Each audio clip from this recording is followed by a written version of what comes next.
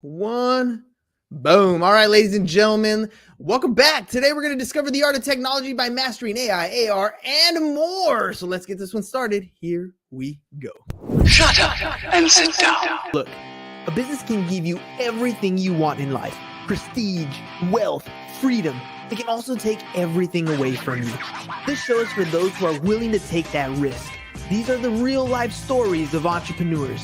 But before we start, I have one small favor to ask. Please leave a comment. It can be advice, critiques, tips, feedback, or share this with someone because your engagement is the most valuable and most powerful form of social currency. So thank you, and welcome to another episode of Business Bros. Hi, Business Bros. Today we're turbocharging the world of AI, AR, VR, and beyond with a visionary who's not just shaping the future, he's redefining it. He's a deal maker, a strategist, and a tech maestro who's turned ideas into industry standards. So with a touch that turns startups into giants, let's welcome to the show the founding partner of Actuate, Mr. Varag Gharibjanian.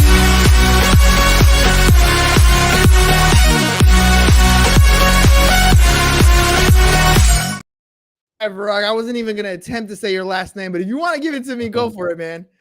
It's pronounced Gharibjanian. Thanks for having me. Gharibjanian. Yeah. All right, man. Well, thank you very much for coming on the program. Let's get this thing started, man. First question I always ask is the most obvious one. Everyone who comes on the show is here to talk about what they're doing for a living, what they're selling, what they're promoting. So what is that for you? Sure. So Actuate is a boutique consultancy. We work with Fortune 500 and some B2B D-Tech startups. For the Fortune 500, it's really about accelerating growth or solving operational problems. And we do that through emerging technology strategies and solutions. So if a business might be having an issue with one of their products and they need a technology like AI to make it better, they would come to us to help figure out kind of what kind of AI they might need, who they should work with on that, whether they should work with someone else, build, partner, or buy. Those are the kinds of work or kinds of products we work on for the Fortune 500. For startups, we do work on go-to-market, business development, and especially B2B ones that are more deep tech or emerging tech oriented. So they're experts in some form of XR technology, hardware technology, so on and so forth. Now, for most of us, that's all new. But for a lot of industries, they've been working with a lot of these tools for quite some time now. It's just newer to like the mainstream market. Sure. Can you tell me a little bit about like your founding story? What sets you guys apart in this tech industry? So yeah, my founding story. So it came off of the last startup I ran. So there was an AI startup I ran called Clay Air. Clay was a computer vision tracking company, experts in technologies like object recognition, hand tracking, gesture recognition. And I led the strategy and business development and growth. And we went deep into the AR, VR market, that device market. So we could basically be able to track hands and other parts of the world through the cameras on those devices. In that work for about 3 years, I had to work a lot with huge companies. So companies like Qualcomm, Lenovo, Bose, so on and so forth. And I saw the process of how these companies would evaluate what they needed to partner with, what technologies they were missing, how they would go about engaging those companies. And I just felt like it could be done better, right? It was a little bit of a broken process. And so Actuate, the company that I'm working on now, really came out of that. Its original vision was to become a little bit more of a marketplace for finding emerging technologies for these bigger companies and giving them a more streamlined way to partner or buy from them. So that's kind of where it all started. Now, today I think, well, first of all, I think every entrepreneur kind of starts off that way. Either they have an idea or a concept, or they're working somewhere and they're like, look, we can do this better, faster, quicker to market, cheaper price, whatever it is. And that's kind of where that entrepreneur journey starts. Now you got quite the experience when it comes to AI, AR, VR. And my question is like, where do you think this is heading? Because, with the launch of like recently, Apple's Vision Pro, you see a lot of, movement of what we're trying to figure out things between what's in reality versus what's in like an augmented reality. And I feel like that's where the future is going, but you're kind of in this space. Where do you see this industry heading in the next 5 years? Yeah, great question. It's an exciting time. We're hitting inflection points in the industry. And by that, I mean, with Apple coming into the game, what that represents is a player who has, all the resources, not just one or two of them. They have the hardware, the design skills, the content, the distribution, the brand loyalty, to make it all really come together. This device that they launched is still in kind of a V1. It does things that no other devices have ever been able to do in terms of the user experience. The ability to just gaze at something, pinch, grab it, move around, integrate with your MacBook Pro. There's a lot of things that it innovated on. That's a much longer talk. But it's still not at that place where someone who's not in this space or a real Apple enthusiast would pick it up and buy it, especially at that price point. And there's reasons for that. It's the hardware is expensive, but if we fast forward, what I'd like people to imagine is that there's kind of two extremes, and we're going to end up somewhere in the middle at a much cheaper price point. So if you think of the Apple Vision Pro, $4,000, incredible displays, can do a lot of things. And then if you think about the Meta Ray-Bans, which I have more conveniently right in front of me here, this is a product from Meta and Ray-Ban together, and it doesn't have a display, but it's got cameras over here and can take images. Really cool product. It's got audio, mic. We're going to end up somewhere in the middle where it looks something like this. Very simple, right? But it can do a lot of what the Apple Vision Pro can do, right? That's where the future is going, and it'll be more multi-user, be able to do switch between, like we can now, but between AR and VR. And it'll be a very personal device that you can be more productive on than you could be on your smartphone.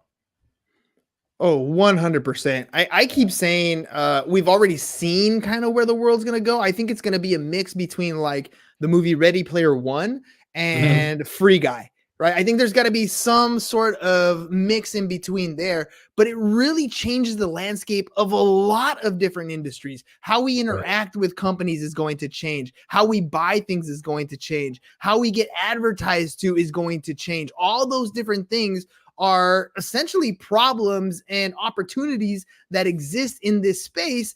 And you're kind of at the forefront of this, helping different companies kind of overcome the challenges. What were some of the challenges that maybe you face, or some of the similar challenges you see companies facing right now? And how are you helping them overcome it? So another way to ask that is, like, what is the problems that these devices or technologies can solve, right? And if you're a big company who needs to, let's say, train a large staff of people, right? Especially in more dangerous environments, right? Let's say you're trying to train policemen or firemen or people who need to work on planes or other kind of heavy equipment. That's an expensive thing to do, to fly people out, to have that location for that extended period of time. And then dangerous things can happen. You may not be able to simulate what could happen in that kind of environment. With an XR device, like the Vision Pro or a Quest 3 or otherwise, I can pre-program whatever I want to happen and have those employees go through that risk-free and at a much cheaper cost, right? So training is it's been the no-brainer use case for VR and AR for some time now, that if you're not in one of those businesses buying it or in one of the AR VR companies selling it, you wouldn't have known that was happening. But it's happening a lot. Training pilots, training people who are, let's say specialized vehicles, right? It's a really great, easy use case. But in terms of like the problem that I'm trying to solve at Actuate is not just it's not just that, it's also, we take a kind of a second order level up. If you're a business that's deep in your product, deep in your company, operating it, trying to grow it, you can't really see what's going on outside of you, what's possible, what are these innovators working on.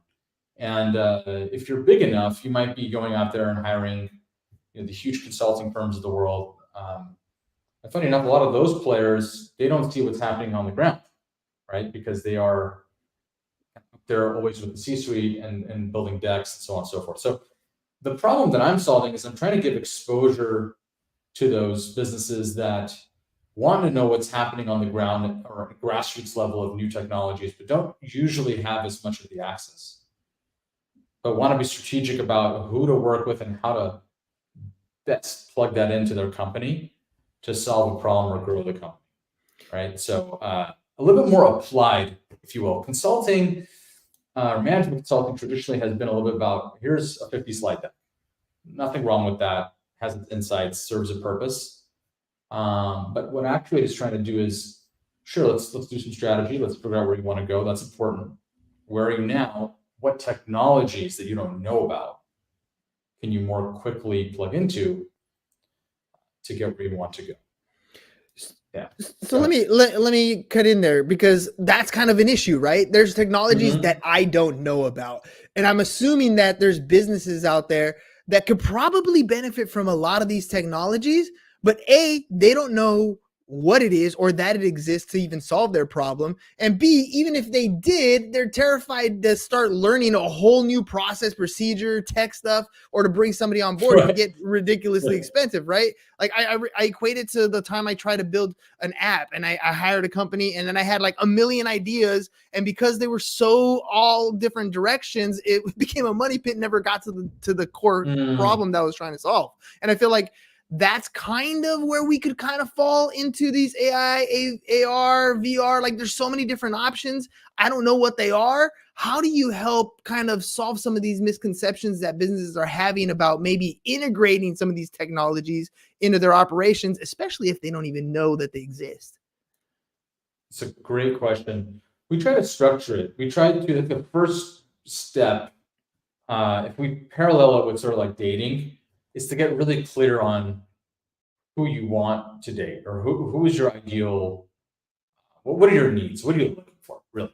And I think a lot of times companies don't have a structure to that, and that's what I help bring to the table. So I come in with a very structured questionnaire that sounds simple, but has been like time tested with a lot of different projects, where we ask the right questions and give the right options of answers. And we do that in somewhat of a weighted way, meaning we try to figure out what is more or less important to you across all these dimensions or criteria. When we get that clear picture of what the needs are, we can basically do the fishing or do the searching with databases that we already have access to, companies that we've been working with for some time, but as well as like fetching for new information about what's out there for them. And then we bring that together in a very easy to understand approach of like, here are 3 options you can work on or work with. Here's what they might cost. This is the benefit it might bring you. We can do a little POC. Maybe we're bringing together a few different companies to make that solution happen. And it might be a little more original than what's out there. But we kind of like, match what's possible with what's needed, and streamline that for the customer. I'm assuming that you're merging, especially when it comes to a startup, you're merging some of these companies with other companies that kind of are running in parallel with where they want to go. Maybe the techs line up, maybe the product or services line up. Correct. But how do you identify like what the key ingredients are for a successful partnership, especially when dealing with startups, because you don't always know exactly where they're going or how they're structured. And then, especially when you're working with things like venture capital or other partners that have to come into the mix, what are you looking for in a startup to make sure that you have that successful partnership?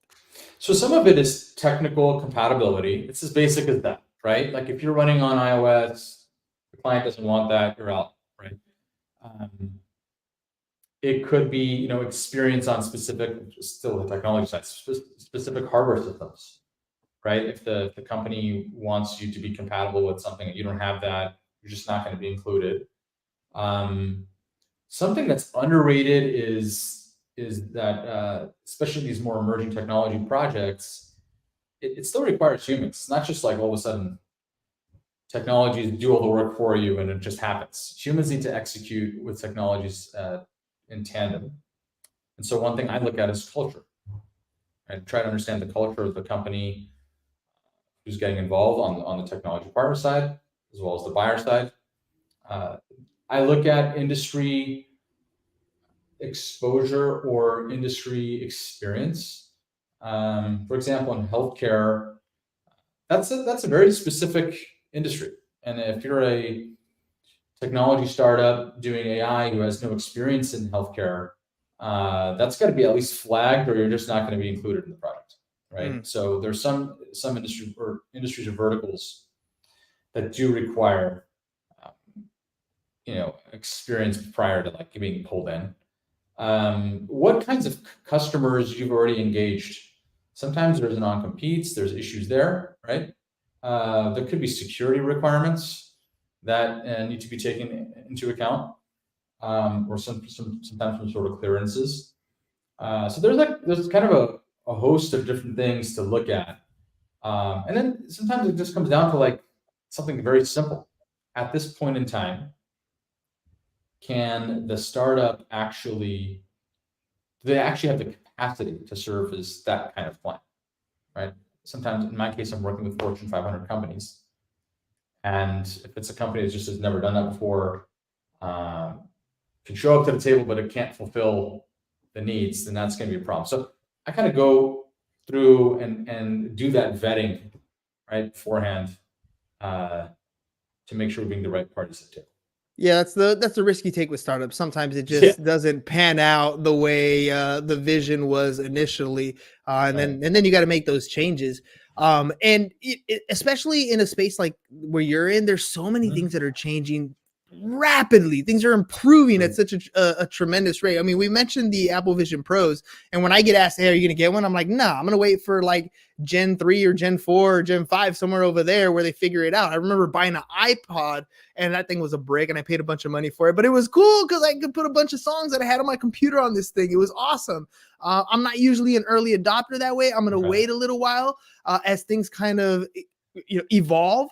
But you're right here in the front line. How do you stay ahead of all the rapidly evolving tech in this landscape? And how do you foster like that kind of innovation or that kind of education within your team to kind of help these other organizations be successful?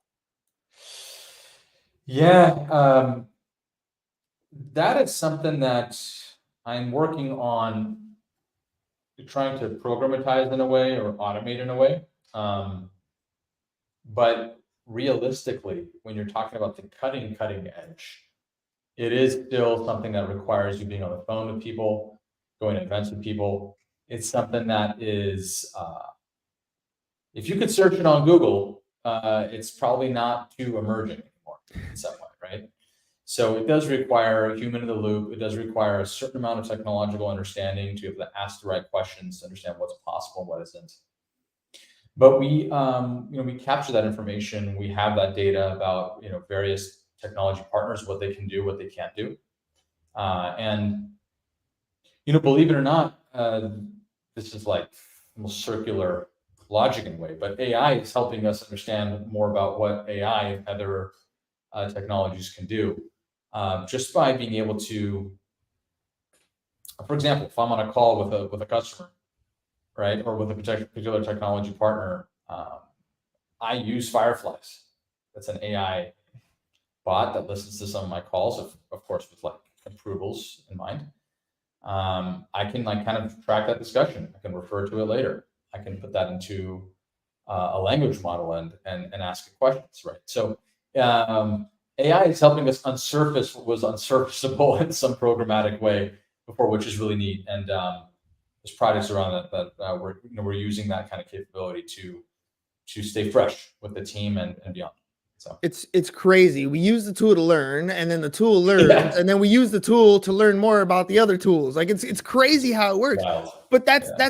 the truth of it, right? I mean, that's exactly why we're using AI to simplify our lives, but we're also using it to learn from itself or other programs or other variations, so we can get a better understanding. We want the Spark Notes version of what's going on. Let them crunch all the data that they're looking for. You got any particular examples, maybe a deal that you're proud of that kind of made it as a success story that you'd like to share with us? Sure. I mean, one of my favorites is how, my last company, we had sold ended up exiting to Qualcomm, right? So that's a piece of technology that was computer vision that is now being offered through Qualcomm to the rest of the AR/VR industry. So if you pick up an Apple Vision Pro, you've seen the demos. There's a lot of hand tracking, eye tracking technology, and all that. The hand tracking that's now being used on other devices is the technology that I helped. I led the commercialization in.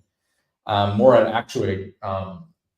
It's hard for me to speak to the deals because they're very private sometimes about which ones I work on. But I've done some deals with finding let's say a very big wireless carrier was looking for some specific augmented reality for a lot of their business customers, right? And this was something that they needed in like 3-week period, didn't have the capability or the capacity to find out on their own.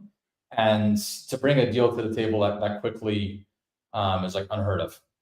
So we went deep, fast, and very broad, and aligned all the requirements with what was possible out there and brought things to the table very quickly. So that's one I'm very proud of.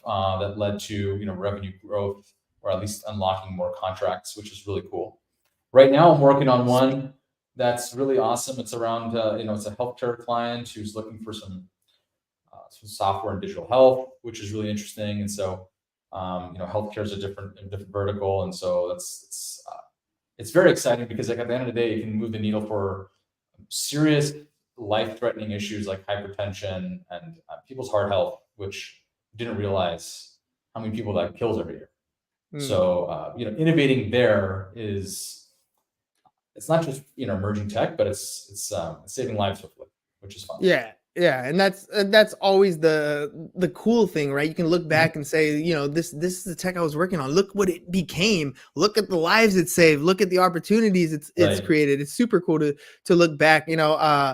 For me, I remember doing like little yard work with my dad, or doing some stuff, building a wall with my brother, looking back and be like, look, dude, we built that, and that's a physical thing. And you're over here looking at this augmented reality, like, dude, you see how you can move your hand? Yeah, we did that. That's pretty awesome to be able to say. That's it's been really great. Like it takes a long time. The industry seems like it moves super quick, but I was at this last event in CES earlier this year in Vegas, right? And I was able to go into those private demo rooms and be like, oh, finally, this technology that I sold over a year and a half ago is now in these demo rooms in private, but it's on these various devices that people have spent hundreds of millions of dollars on.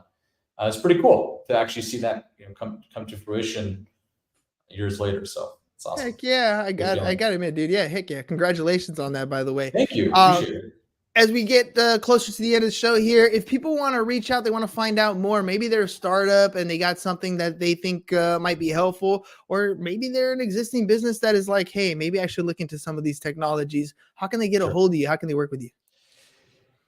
Easiest way is LinkedIn. So I'm most active there. Of course, you can hit me up with my email. It's varag@actuatetech.co. But just I'm very active on LinkedIn. You can direct message me there. I'm happy to help anyone. Perfect. Well, Varag, thank you very much for coming on the program, ladies and gentlemen. The future is here. I remember as a kid watching the Jetsons and thinking, wow, that'd be cool to have a robot in the house, or a screen pop up on a window, or stuff like that, watching Back to the Future and all these different shows. And now like reality is here. It's happening. It is right now. And if you're interested in getting started, make sure you check out Varag at Varag, VARAG on LinkedIn. Shoot him a DM and just get the conversation started. You never know what doors are going to open if you just have that first initial conversation. Varag, thank you very much for being on the program. program today, ladies and gentlemen. We'll catch you guys on the next one. Peace. And we're out. It's over. Go home. Is your business in need of marketing? Try starting a podcast. But not just any podcast. Podcast like a pro. We can show you how to take your business from being invisible to becoming a brand people trust. Go to www.businessbros.biz to get started today.